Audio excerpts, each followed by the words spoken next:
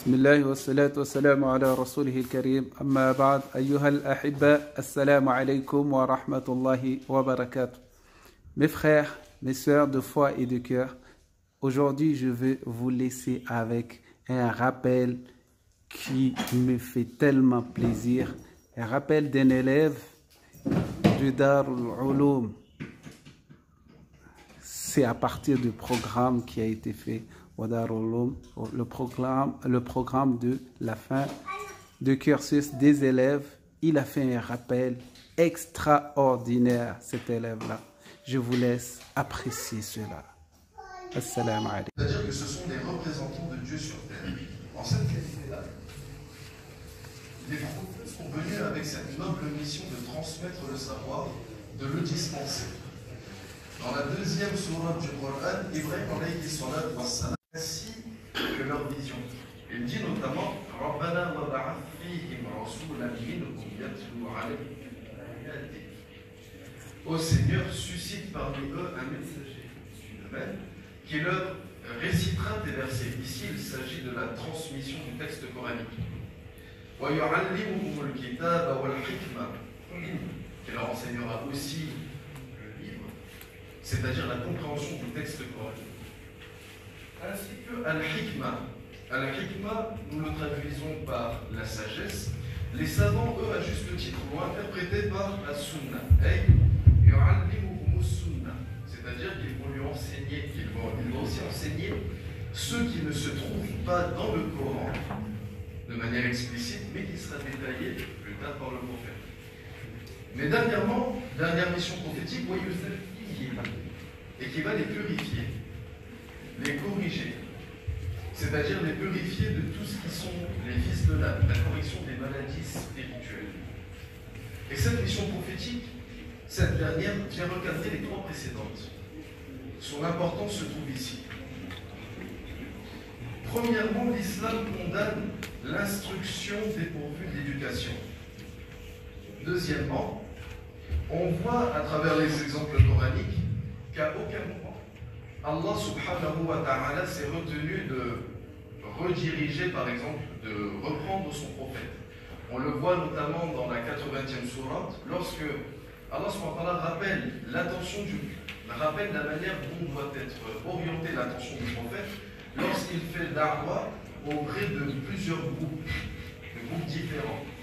Allah subhanahu wa ta'ala ne s'est pas non plus repris, ne s'est pas non plus retenu de reprendre aussi certains compagnons en leur disant, par exemple, concernant le jour de Hunayn,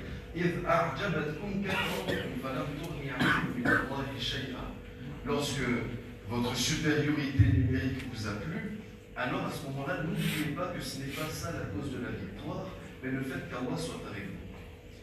Mais ces exemples-là restent quand même très brefs et très concis.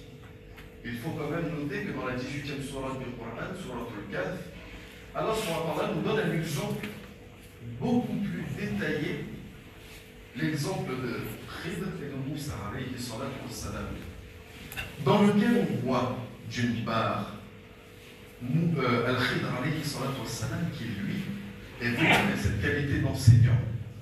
Mais d'autre part, nous voyons aussi Moussa alayhi salatu wassalam qui lui a ramené ce modèle sublime de l'étudiant. Regardons bien, mettons-nous à sa place. Moussa alayhi salatu wassalam, prophète des Banu Israël, à qui il a été révélé la Torah, qui a eu une nouvelle loi, qui a eu un peuple devant lequel il a déjà réalisé plutôt énormément de miracles. Quelqu'un dont l'autorité est déjà établie. Eh bien, cette personne-là, la solidité et tout ce qu'elle a acquis dans la science ne l'a pas empêché d'aller devant une autre personne qui dispersait à savoir. Je ne dis pas, je n'affirme pas qu'Al-Khidr avait plus de science que Moussa, mais on sait qu'il avait une sagesse, une science que Moussa lui n'avait pas. Et ce n'était suffisant pour que Moussa alayhi salatu wassalam aille devant lui et avec toute l'humilité que l'on reconnaît chez les savants entre eux, de lui dire Hal attabi'uka ala an tu'allimani mimma 'ullimta rushda. Pourrais-je t'accompagner afin d'apprendre auprès de toi ce qui m'aidera en termes de droiture, humilité? cet exemple-là, nous sommes tous concernés. Que ce soit le savant de notre communauté qui a déjà une autorité sur certains d'entre nous, ou que ce soit nous, les simples individus qui nous efforçons jour et nuit d'essayer de devenir ne serait-ce que des tullab al-ilm, des étudiants en sciences, eh bien nous sommes concernés par cela, en voyant que dans l'exemple de Moussa alayhi salatu wassalam, lorsque je me présente devant un savant, je m'adresse avec lui avec respect. C'est Moussa alayhi salatu wassalam qui a sacrifié pour pouvoir acquérir la science. Et lorsqu'il s'est retrouvé devant son professeur, a fait preuve de la plus grande des humilités, de la plus grande des courtoisies. Aussi, il faut que nos questions soient de la même manière orientées vis-à-vis de ces gens-là.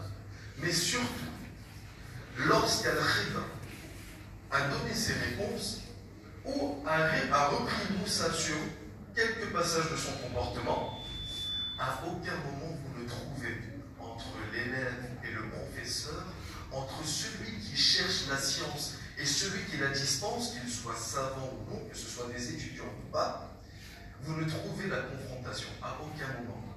Mais vous trouvez simplement l'acceptation de celui qui a le moins de science par rapport à celui qui la dispense, celui qui en a le plus. Qu'Allah nous donne ces qualités, cet état d'esprit-là d'humilité qui feront que nous respecterons les savants, que nous respecterons la science, car ne nous voilons pas la face, mes frères. Il n'y a qu'en respectant réellement les symboles d'Allah que nous parviendrons à respecter Allah.